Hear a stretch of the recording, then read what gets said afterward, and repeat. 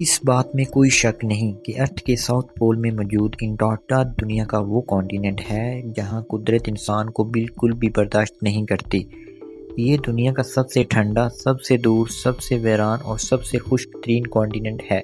लेकिन इस सब मुश्किलात के बाद भी यहाँ पिछली कई सदियों से इंसान वाक़ई में रहते हैं।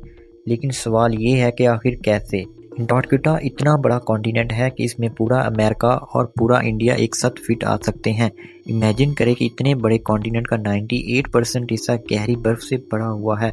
इतनी गहरी कि यहाँ कई हिस्सों में 5 किलोमीटर तक सिर्फ बर्फ़ ही बर्फ़ है।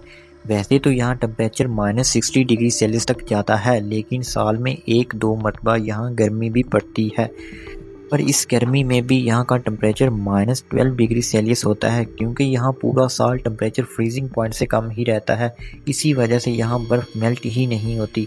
हर साल अंटार्कटिका में 2 इंच एडिशनल बर्फ़ पड़ती है। वैसे तो ये फिगर बहुत कम है, लेकिन पिछले कई सालों से 2-2 इंच करके यहाँ बर्फ़ की लेयर्स बढ़ती ही चली जा रही है। सिर्फ बर्फ़ और शदीद टेम्परेचर ही यहाँ ज़िंदगी के लिए मुश्किलात पैदा नहीं करते, बल्कि अंटार्कटिका में ह्यूमिडिटी ना होने के बराबर है। नॉर्मली हमारे पास हवा में 40% से लेकर 80% तक वाटर वेपर्स होते हैं, जो इंसानी सेहत के साथ साथ इकोसिस्टम के लिए भी बहुत फ़ायदेमंद होते हैं।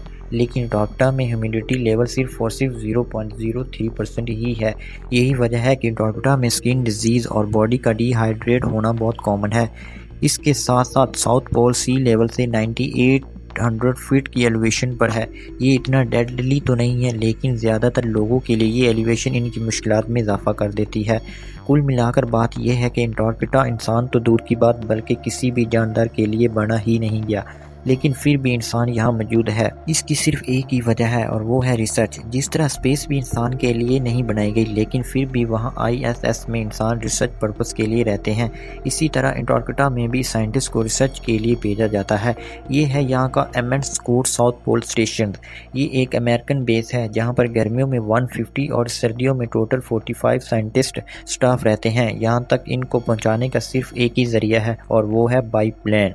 अंटार्कटिका में कोई प्रॉपर एयरपोर्ट या रनवे मौजूद नहीं है और ना ही गहरी बर्फ़ की वजह से बन सकता है। यहाँ रनवे कंक्रीट या तारकोल से नहीं, बल्कि ऐसी चीज़ से बनाया जाता है जो यहाँ सबसे ज़्यादा पाई जाती है, बर्फ़। जी हाँ, बर्फ़ पर रोलर्स चलाकर इसको सख्त किया जाता है, जिस पर जहाज़ लैंड कर सकते हैं। अंटार्कटिका में लैंड करने के लिए भी पायलट्स को पहले स्पेशल ट्रेनिंग की जाती है, क्योंकि ये आम रनवे नहीं बल्कि बहुत ही स्लिपरी होते हैं। कार्गो प्लेन के केसेस में तो जहाज़ के लैंडिंग गियर की जगह एक स्पेशल इसकी लैंडिंग गियर लगाए होते हैं, क्योंकि कार्गो प्लेन का वज़न बहुत ज़्यादा होता है और अगर इसके लैंडिंग गियर में टायर लगे होंगे तो वो लैंडिंग के वक्त बर्फ़ के अंदर भी धंस सकते हैं। साउथ पोल अमेरिकन स्टेशन पहली बार 1956 में लकड़ी से बनाया गया था, जो फ़ौरन ही बर्फ़ के नज़र हो गया। 1974 में इसको अपग्रेड करके एक जॉइंट एग्लू की शेप दी गई। पूरी बेस इसी एग्लू के अंदर रहती थी, पर अमेरिकन का ये एक्सपेरिमेंट भी नाकाम रहा, क्योंकि हर साल सर्दियों में ये एग्लू भी बर्फ़ के अंदर चला जाता था। क्योंकि अंटार्कटिका साउथ पोल में जहाँ 6 महीने सूरज होता है तो रात ही नहीं होती, और अगले 6 महीनों तक रात होती है तो सूरज निकलता ही नहीं है।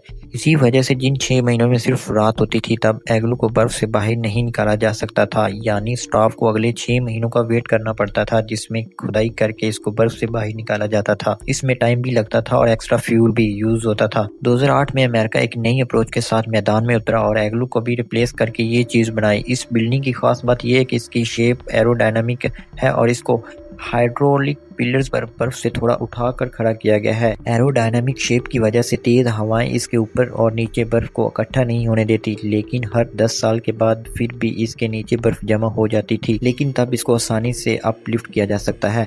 अंटार्कटिका एक फ्री कॉन्टिनेंट है, यानी इसको कोई भी कंट्री ऑन नहीं करती।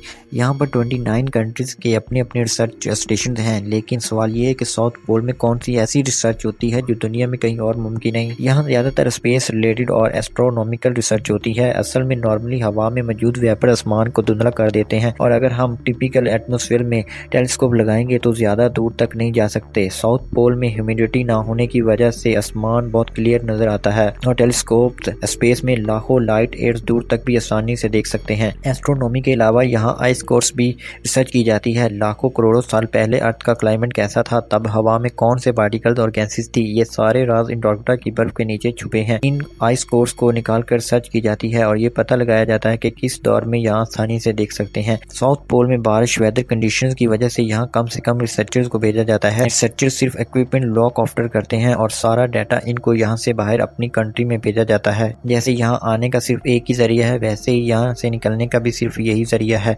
साउथ पोल में सिर्फ 3 महीनों का पीरियड होता है जिसमें एयरक्राफ्ट आ जा सकते हैं, बाकी पूरा साल यहाँ से बाहर निकलना करीबन इम्पॉसिबल है। एंटार्क्टिका से भी दूर ह्यूमिडिटी अगर कहीं और है तो वो है इंटरनेशनल स्पेस स्टेशन में, लेकिन यहाँ मौजूद एस्ट्रोनॉट्स को भी अगर स्पेस से एक्टिवेट करना हो तो वो किसी भी वक्त अपने आप को ओशन में लैंड करवा सकते हैं। इक्वेशन का ऑप्शन एंटार्क्टिका पर अप्लाई ही नहीं होता। इमरजेंसीज की सूरत में डॉक्टर्स तो मौजूद होते हैं, लेकिन सीवियर केसेस में वीडियो लिंक के जरिए अमेरिका में बैठे डॉक्टर्स का पैनल भी मौजूद होता है, लेकिन ये वीडियो लिंक इंटरनेट पर काम करता है और यहाँ इंटरनेट भी एक बहुत बड़ा चैलेंज है। बाकी पूरी दुनिया में इंटरनेट रिमोट लोकेशन पर सैटेलाइट्स के जरिए चल सकता है। कमर्शियल सैटेलाइट्स अर्थ के सिर्फ इन हिस्सों को कवर करती है जहाँ ज़्यादा आबादी होती है।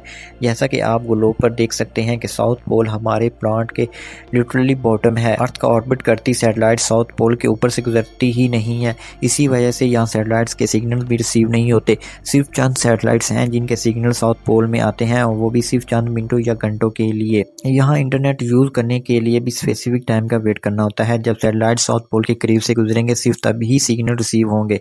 पूरे 24 घंटों में यहाँ सिर्फ 3 घंटे और 50 मिनटों के लिए इंटरनेट चलता है। इसी टाइम फ्रेम में साइंटिफिक डाटा भी ट्रांसफर किया जाता है और रिसर्चर्स अपनी फैमिली से कांटेक्ट हो पाते हैं। इसके अलावा साउथ पोल में वेस्ट मैनेजमेंट भी एक बहुत बड़ा इशू है। इंटरनेशनल लॉ के मुताबिक इस कॉन्टिनेंट को पोल्यूशन और वेस्ट फ्री रखना सबकी जिम्मेदारी है, क्योंकि अगर यहाँ थोड़ी सी भी पोल्यूशन हुई तो वो साइंटिफिक रिसर्च को असरअंदाज कर सकती है। इसका मतलब है कि यहाँ जो चीज़ भी आएगी अल्टीमेटली इसको वापस भी जाना है।